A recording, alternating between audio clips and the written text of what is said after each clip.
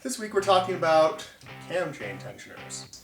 Bike companies back in the 90s, maybe 80s, realized that most people don't take care of their bikes very well. They don't do common maintenance like changing the brake pad, clean their oil filter, they won't even change their oil. Not changing your oil is bad, but it won't destroy your engine. You can go 30,000 miles on one thing of oil and it won't destroy your engine. It's really bad for it, but it is possible. But anyways, cam chain tension. Cam chains go around very, very fast inside of the engine, thousands of times a minute. This chain has to go and rotate the cams around. So then over time, it'll stretch.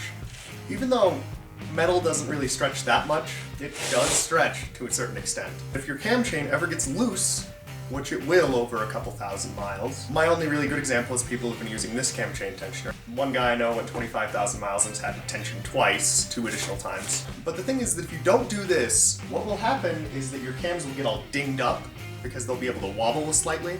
Eventually, it will wear down your engine, wear down your cups, it'll wear down the top end of your engine until it'll crack, it'll fracture, it'll destroy the engine to a point where the bike will probably be totaled, because replacing your top end costs at least $1,000. For these bikes, that expense is usually a totaled scenario. Consumers read consumer reports, they read how long bikes have lasted. A lot of companies go to this point where they don't necessarily want to look at the functionality of the bike, the power, the output, the weight. They aren't so concerned about those numbers at a certain point as they are about ensuring the bike's lifespan is as long as possible. Because if they make one minor change that might cut power by a very small amount and increase the number of their bikes that would survive past 25,000 miles, then this is something very worthwhile to them. So every single company decided to go over and start having these automatic cam chain tensioners, which is what I've got here. And essentially all it does is it has this spring which pushes out a pressure plate. Spring pushes it up like that, just to the point of the tension of this spring, which unfortunately is more than you probably need.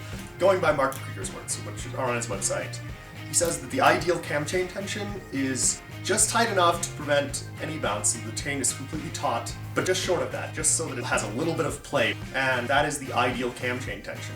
Now this always goes to the point where it would be the most tense. The way this traditional cam chain tensioner would go in is it goes in like this, and it just pushes against this rub plate right here, kind of force it to be tense. You can see they're a lot different looking. It goes in there in the same position, and then I can actually turn this style right here and just set it to wherever I feel the actual tension is.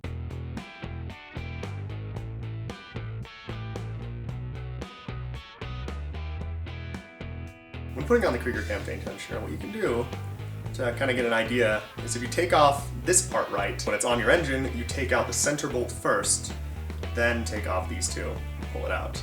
If you do that, then you can kind of get a guess of how far it should be by just putting it like this and loosening it just until this side is level on that foot, just a little bit short of that to be your base height. So when you're ready to do your cam chain tension, make sure that you don't put on the sub cam chain tensioner first, because that one will make it kind of hard to tell when finger tightening happens. I've loosened up about 3 turns, but make sure that this piece of rubber isn't messing with things. So I'm basically just going to turn it in and feel where it just starts to get tight. You know, tight is such a vague term. It's sort of a gradient, so it starts feeling hard to tension. So he says tighten to there, and do 1/8 of a turn out. Then we tighten it down, just at that point, and then we're done. Now there's the other method of doing this is to use sound. I'm not going to do that, just because it's very hard to get to this bolt with my exhaust header on it. And thanks for watching. This has been Mod of the Week.